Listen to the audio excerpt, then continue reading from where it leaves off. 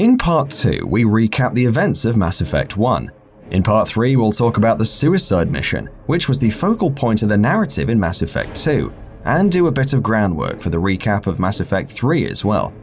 As usual, please note that this video will have spoilers. Yes, Commander Shepard dies within the first few minutes of Mass Effect 2. Well, technically he does. He wakes up 2 years later in an unknown mysterious facility being run by Cerberus, an extremist pro-human organization. Pro-human almost to the point of being racist, and extremist almost to the point of being terrorists, run by a mysterious enigmatic figure known only as the Elusive Man, who is as calculating and shrewd as he is untrustworthy. The main function of the facility is to work on Project Lazarus. What is Project Lazarus? To recover the remains of the dead Commander Shepard and bring him back to life in order to fight against the threat of the Reapers and another new threat that may have something to do with them.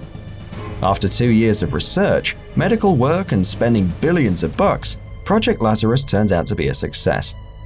The facility Shepard wakes up in has been overrun by hacked security mechs, and with the help of Jacob Taylor and high-ranking Cerberus operative Miranda Lawson, Shepard escapes the facility. The two of them later bring him to another space station, where he meets the Elusive Man through a hologram. The Elusive Man tells him that the entire human colonies are simply disappearing, and sends him on a mission with Jacob and Miranda to the colony of Freedom's Progress, which recently went dark as well. During the mission, Shepard finds out that the Reapers are behind the disappearance of the human colonies and are working through an insectoid species known as the Collectors. The Elusive Man informs Shepard that the base of the Collectors is beyond the Omega-4 relay, and that no ship that has ever tried to travel through the relay has ever returned. He presents Shepard with the Normandy SR-2, which is essentially a bigger and better Normandy, and also features a couple of familiar faces, including Joker. The Normandy SR-2 in fact also comes equipped with the AI known simply as EDI. Shepard's mission this time is to assemble a team of the most skilled and able operatives and travel through the Omega-4 relay. It is essentially a suicide mission.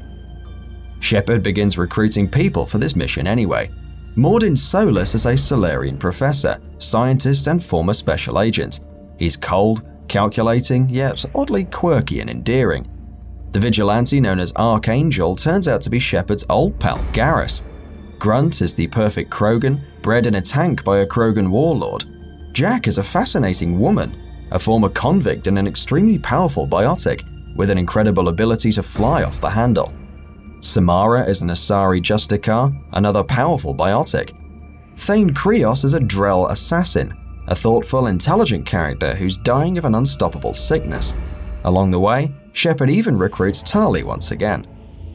Shepard and his team then receive information over the course of another mission that the Collectors are actually the last remnants of the Protheans, mutated and enslaved by the Reapers. ED also discovers that there is an IFF transponder aboard a derelict Reaper that can help the Normandy travel through the Omega-4 relay undetected and hopefully safely. However, the Collectors track Shepard, and it turns out that they'd laid a trap for him, which it turns out the Elusive Man knew about. After escaping the trap, Shepard confronts him. Tensions run high between the two, and the Elusive Man defends his actions, saying that he didn't want to alert the Collectors to the fact that their trap may have been compromised.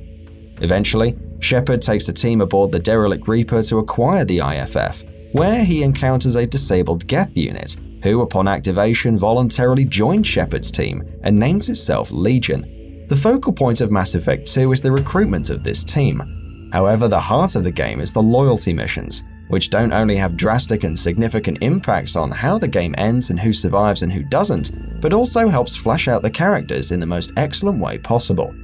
And while most of these are largely personal stories, some of these loyalty missions actually have elements that have a bearing on the overall story in the series. For instance, Mordin's loyalty mission sees you faced with a decision on whether or not to preserve new information on a possible cure for the genophage, something that comes into play in Mass Effect 3, while Legion's mission has a bearing on the fate of the Geth in the future. Once all of this is done though, and Shepard ultimately acquires and activates the IFF transponder aboard the derelict Reaper, EDI discovers that it's another trap. The transponder is activating a signal which pinpoints the Normandy's exact location to the Collectors. While Shepard and his entire team of recruits are off the ship, the Collectors board the Normandy and abduct the entire crew. However, Joker and Edie are together able to take back control of the ship and fly it away from the Collectors. Shepard ultimately travels through the Omega-4 relay to finally undertake the suicide mission. Throughout the mission, from navigating past debris fields in space past the relay to ground attacks when they land on the Collector base, everything you've done so far in the game determines who lives and who dies. If you take your sweet time after the Collectors abduct your crew to travel through the Omega-4 relay, you'll find all of them dead. If you hadn't upgraded your ship with certain parts, people will die. If you pick the wrong people to do the wrong job during the suicide mission, they will perish. If you didn't do the loyalty missions, and as a result any of your teammates were not loyal to you, chances are they won't make it. Hell, there's even an ending where if all of Shepard's recruits die, he dies too, but let's not talk about that specific ending here. In the Collector base, Shepard and his team finally discover just what the Collectors have been doing with all the human colonists they've abducted. They've been using their genetic material and fusing it with advanced Reaper technology to make a massive human-Reaper hybrid. Shepard fights and ultimately destroys the human Reaper, and just as he's about to destroy the Collector base itself, he's interrupted by the Elusive Man via, surprise, a hologram. He tells him not to destroy the base, rather to use a radiation pulse to kill all the Collectors, but to leave the base intact and thus allow Cerberus to study Reaper technology. What happens next is entirely up to the players. Either way, as it turns out, as a result of Shepard's attack on the Collector base, the human race now has the full attention of the Reapers, who have now awakened in dark space outside the Milky Way and are moving toward the galaxy. While Shepard is working with Cerberus on the suicide mission, humanity and all the major alien races of the galaxy come together for a giant initiative like never before, combining and pooling some of their best people from every field and sending them all the way over to the Andromeda Galaxy in order to find a new home for them. Is this because of the Reaper threat? Possibly, but we'll talk more about this later. Shortly after the attack on the Collector base, or before depending on how you play Mass Effect 2, Commander Shepard was on a mission, during which he had to take certain steps to postpone the imminent arrival of the Reapers, and these actions directly resulted in the destruction of the entire Bahak system and the death of 300,000 Batarians. And now, 6 months later, at the beginning of Mass Effect 3, Shepard is back on Earth, grounded, suspended, with his ship taken away from him, facing imminent trial for his actions. Shepard has by this point cut all ties with Cerberus and voluntarily rejoined the Alliance. However, as it turns out, there's more pressing matters bothering the Alliance and members of the Humanity leadership than Shepard's trial.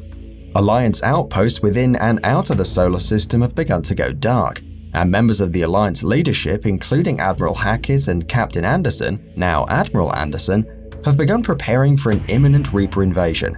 And lo and behold, before someone can say calibrations, the Reapers descend on Earth and begin their assault.